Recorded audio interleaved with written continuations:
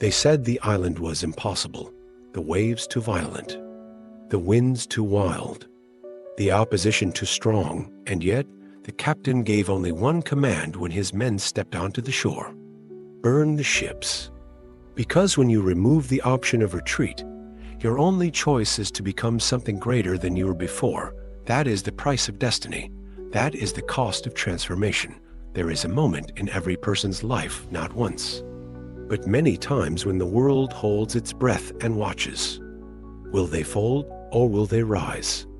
Will they cling to the safety of the familiar, or will they burn the ships and conquer what's ahead?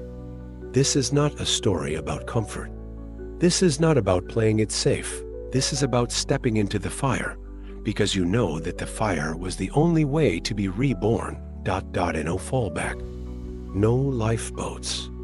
No exit door, because once you see what you're capable of, once you glimpse the power of your own mind, going back becomes a form of death. You are not made to drift. You are not made to blend in. You are made to rise like steel through pressure, forged in hardship, sharpened by vision, and carried by belief so unshakable, it makes reality kneel before you. Listen closely. This world doesn't give you what you want. It gives you who you are, and who you are is not defined by the past. It's defined by what you demand of the present. When Cortez landed on the shores of the New World in 1519, he ordered his men to destroy their own ships. It was not madness, it was vision. He knew that only those who commit fully will ever become legends. Only those who remove the escape hatch unlock the full power of their spirit, because the moment you give yourself no option but forward, something ancient awakens inside of you, a force greater than fear, greater than doubt, greater than the past. Call it God, call it the subconscious mind, call it the divine power within. It doesn't matter what label you place on it. What matters is that you learn how to unleash it. And it begins the moment you declare, there is no going back. Mindset. Very transformation begins in the invisible. The world you see is shaped by the world you cannot. Your thoughts, your beliefs, your expectations, they are architects, and you are the builder.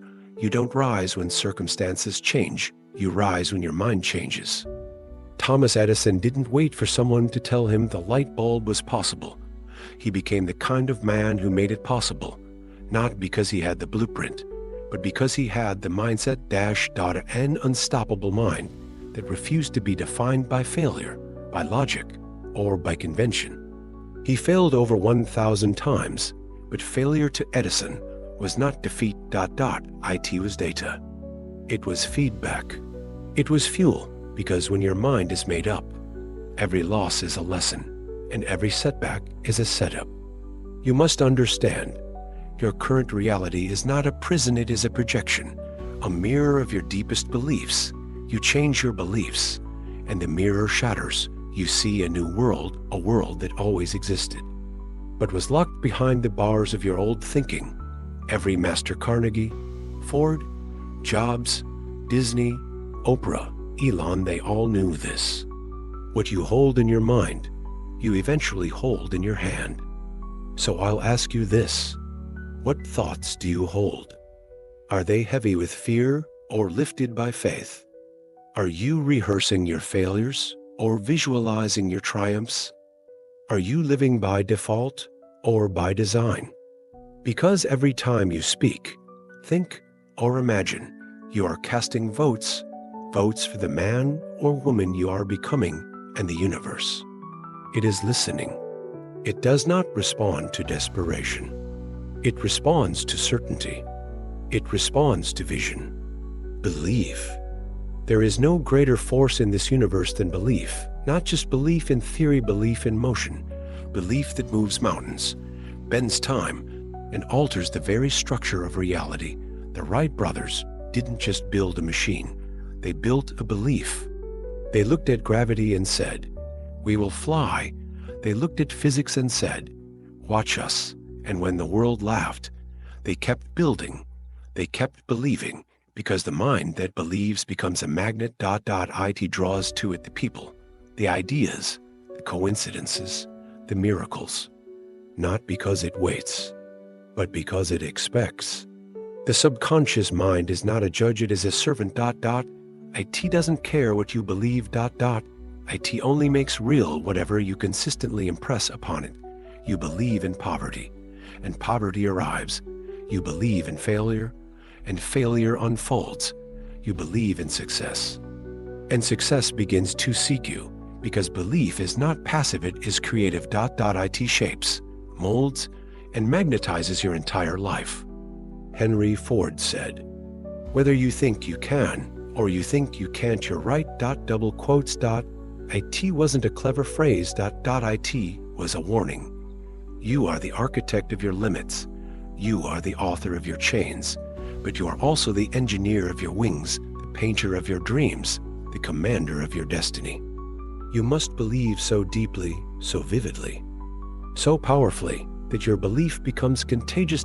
So infectious that reality has no choice but to align itself with your vision. The greatest things in life are not seen with the eyes, they are seen with the mind.